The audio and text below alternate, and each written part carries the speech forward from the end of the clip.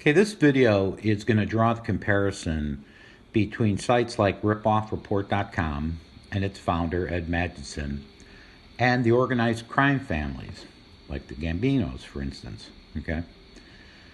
When someone like Ed Magedson starts this RipOffReport.com, he's got these stories that his whole life there were injustices that happened to him back on his flower farms and in Arizona. And all he wanted to do was create a website that would seek justice. And it's a great front. And much like organized crime, you have to have a front in order to enact extortion, right? You can't just come right out, put a gun to someone's head and say, give me your money, right? So let's look at that parallel. If Ed Magedson and RipOffReport.com are truly concerned with justice, then they should be open to a federal probe under the RICO Act to dig into how they actually conduct their business. The website is just the front, but what's actually going on behind the scenes? What are they doing to draw customers to their site? And then once a customer comes in, how do they fleece them and extort money out of them? Well, if you look at the definition of extortion, and the reason it's a criminal offense is it's a way of obtaining money or property or some sort of services from individuals or institution through coercion or coercive acts. Now, it's also considered a protection racket. So what do great protection rackets do? We'll go into that. The first thing a protection racket does is it isolates its victim. It gets them on their own and it tries to threaten them that they will put out certain information about them unless certain things are received, right? Either money or other services. Well, if the federal government probed into RipOffReport.com and applied the same litmus test that they did the mafia or the crime families, what they would find is that RipOffReport.com is using technology the same way the mafia used hitmen and a gun. They penetrate into the open market and they make sure that unless you pay them or unless you use services that they provide, and we talked about this in earlier videos, you're going to be hurt. You're even going to be killed. So I drew the parallel in the past between killing somebody physically and then killing their reputation, which at times is almost just as bad. So when we were talking about trying to get regulation in place and trying to make amendments to the Act of 1996, the first and foremost has to be to try to apply RICO Act charges against these sites and start investigating them, because it's not enough to just correct the problem. The real issue is to enact justice against these racketeers, these scam sites like RipOffReport.com. So first we have to define what extortion is, which is what we did. Then we have to define how does RICO or RICO charges apply to RipOffReport.com. So what is RICO?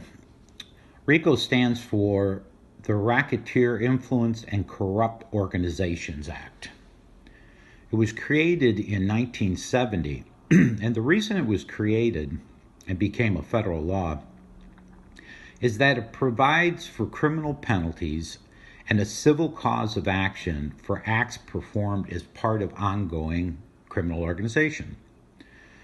The RICO Act specifically focused on racketeering, and it allowed the leaders of these syndicates to be tried for crimes which they ordered others to do or assisted them in doing.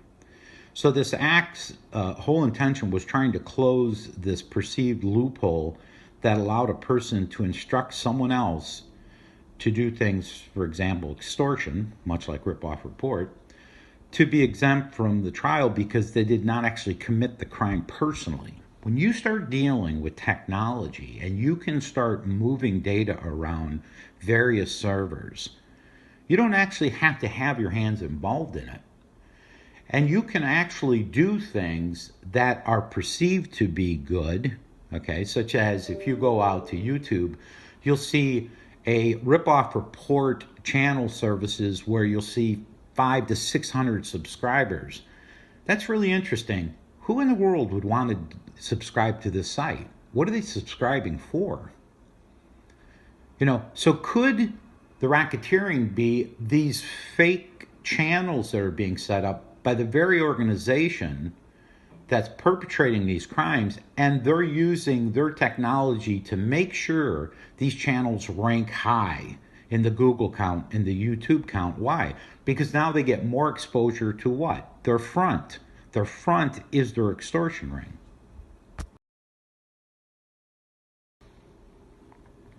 Now, much like the mafia, years ago, especially before the RICO Act and before there was significant investigation into the crime families, most people would say, what are you going to do? They're just too powerful. And so they paid.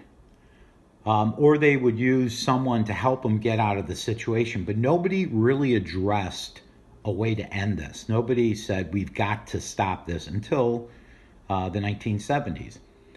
Similarly, the only way to truly stop what these scam sites like RipOffReport.com and its founder, Ed Magedson, are doing is to bring them into court, a federal court, and have a thorough investigation of all their activities. Go behind the scenes, find out how they're using the technology to set up their front, to commit what? Extortion.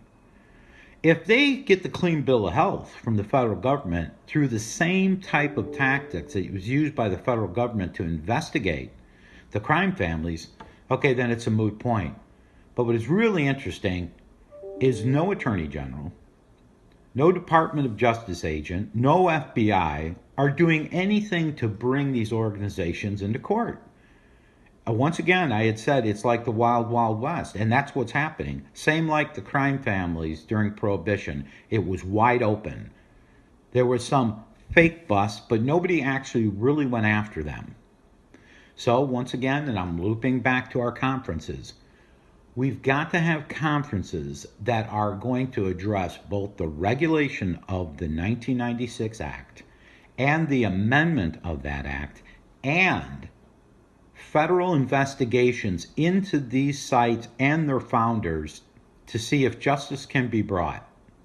And if possible, get punitive damages from these organizations to take care of those people that were destroyed by them. Same way they applied RICO against the mob families. Ed Magedson is nothing more than an extension of the mafia. I will once again put up the link for the GoFundMe account. I will once again put up my email address. And I once again ask you, as American citizens, don't sit back. Don't let this just happen. Start getting ahead of this, because one day it could happen to you or your family members. And then you're going to say, why didn't anybody do anything about this? Let's get active.